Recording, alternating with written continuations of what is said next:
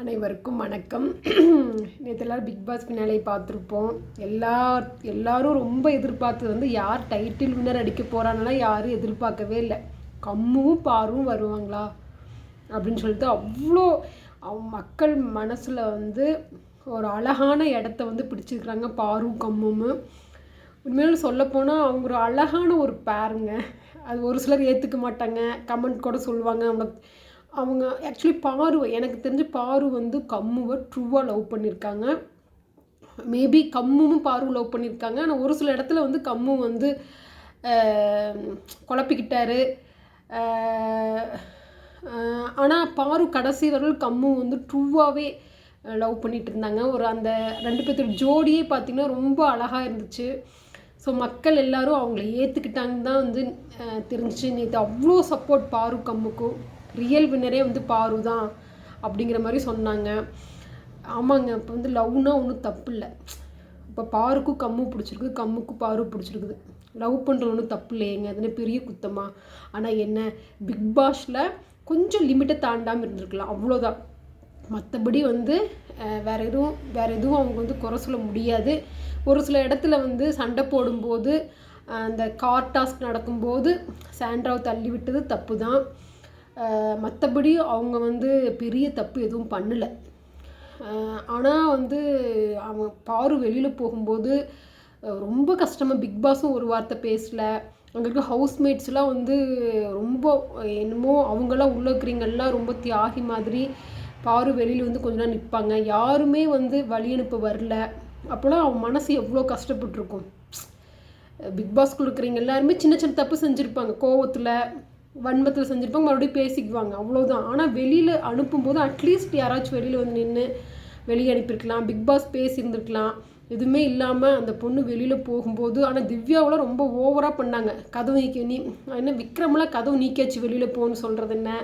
திவ்யா வந்து வெளியில் திவ்யா வந்து பார்த்தீங்கன்னா ரொம்ப நான் நல்லவா அப்படின்னு காமிச்சிக்குவாங்க. நான் திவ்யா அந்த நீங்கள் திவ்யா நோட் பண்ணி பார்த்தீங்கன்னா, நீங்கள் திவ்யாவுக்கு சப்போர்ட் பண்ணுறீங்களா இருந்தால் நான் ஓப்பனாக ஒன்று கேட்குறேன். ரொம்ப நான் நல்ல பொண்ணு அப்படிங்கிற மாதிரி அவங்கள காமிச்சிக்குவாங்க. பார்வை வந்து ரொம்ப இது பண்ணி காமிப்பாங்க திவ்யா.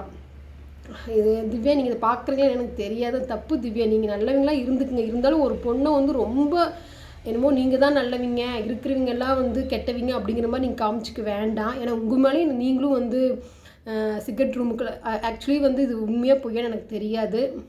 கமெண்ட்ஸில் சில பேர் போட்டிருந்தாங்க சிகரெட் குடிப்பாங்க திவ்யா அப்படின்னு. ஆனால் பாரு இல்லைன்னு போட்டிருந்தாங்க. அது உண்மையாக பொய்யான்னு எனக்கு தெரியாது. ஸோ இந்த இடத்துல சொல்ல வர்றது வந்து திவ்யா நீங்கள் நல்ல பொண்ணாக இருங்க, நான் தப்புன்னு சொல்லலை. ஆனால் பாரும் நல்ல பொண்ணு தான். என்னமோ நீங்கள் மட்டும்தான் நல்ல பொண்ணு. அதே மாதிரி திவ்யாவோட அப்பாவும் அப்படித்தான் பார்வை வந்து எப்படி ஹர்ட் பண்ணலாம் அப்படின்றத கடைசி வரலும் குறியாக இருந்தார். அவருடைய வயசுக்கு அட்லீஸ்ட் கொஞ்சம் மெச்சூரிட்டியாக நடந்திருக்கலாம். என்ன பாரு கம்மும் வந்து லைஃப்பில் ஒன்று சேர்ந்தாங்கன்னா எல்லோரும் சந்தோஷப்படுவாங்க. ஏன்னா இப்போ நீங்கள் சொல்லலாம் இதெல்லாம் என்னம்மா பிக் பாஸ் பற்றி பேசி என்னம்மா பண்ண போகிறேன், இதுலேருந்து நம்ம கற்றுக்கலாங்க. என்ன கற்றுக்கலாம் அப்படின்னா இப்போ வந்து பாரு வந்து எனக்கு எப்போ பாரு பிடிச்சிது அப்படின்னா, அவள் கண்ணு வீங்கி 2 வாரம் அப்படியே அந்த டாஸ்க் பண்ணா பாருங்க. ஆக்சுவலி வந்து நம்ம சாதாரண மக்கள் நாமளே வந்து கண்ணெல்லாம் இதாகிடுச்சுன்னா ரொம்ப ஃபீல் பண்ணுவோம். ஐயோ மூஞ்சி கண்ணு போயிடுச்சே, மூஞ்சி இப்படி ஆயிடுச்சே, அடுத்து நம்ம என்ன பண்ண போகிறோம், சரியாயிருமா, கண்ணு திரும்ப அழகாக வந்துருமானெல்லாம் யோசிப்போம். ஆக்சுவலி அவங்க வந்து ஒரு மீடியாவில் இருக்கிறவங்க. கண்ணு போயுமே, அதாவது கண்ணு இதாயுமே அவங்க வந்து கொஞ்சம் கூட அதை பற்றி கவலைப்படாமல் திரும்ப வந்து டாஸ்க் பண்ணால் சபரிமலை வன்மத்தை காமிக்கல. அதெல்லாம் பெரிய விஷயங்க. எனக்கு அந்த இடத்துல தாங்க பாரு ரொம்ப பிடிச்சிது. விடுங்கப்பா, அப்போ நிறைய பேர் பாருக்கு வந்து அப்போ வந்து பாரு ஹெட்டர்ஸ் இருந்தாங்க அந்த சமயத்துலனா பாரு கம்மு லவ் பண்ணும்போது பிடிக்கல அப்படின்லாம் மக்களெல்லாம் சொன்னாங்க. எனக்கு அது பெருசாக தெரியல. எனக்கு பயமாக இருந்துச்சு. ஐயோ பாரு நல்ல பேர் எடுத்துருவோன்னு கெட்ட பேர் வாங்கிட்டு போயிடக்கூடாது, இன்னமும் நம்ம வீட்டு பொண்ணு மாதிரி தோணுச்சு. ஏன்னா அந்த தைரியம் எனக்கு பிடிச்சிருந்துச்சுங்க.